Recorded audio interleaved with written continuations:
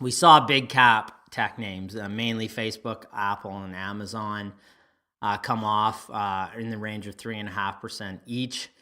But I think we have to really put those losses on Friday in perspective of what these companies have done all year. If you look at Google or Google's parent Alphabet, it's up 23% year to date, despite the 3.5% loss on Friday. Apple is up 28%, despite the 3.8% loss on Friday. And Facebook, for its part, is up 30%, despite the 3.2% loss we saw on Friday. So when we've seen gains like this, and you see, we saw these gains in these three big tech names with lower volatility than the overall market.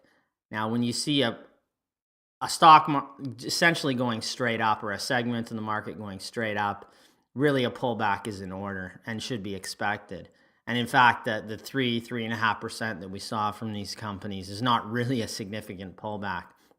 We would not be surprised to see 10% correction at some point or higher in these names.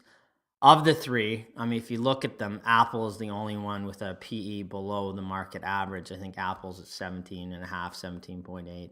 So it's below what we'd say the price to earnings multiple is on the market. Now, the names Google and Facebook likely deserve to have a price earnings multiple or a price to cash flow market above the market, because they're growing at a rate above the market.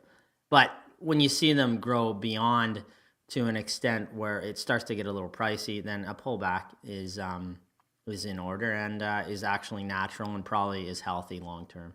So we don't see anything out of the ordinary in a pullback on Friday in these big tech names that have been winners long term.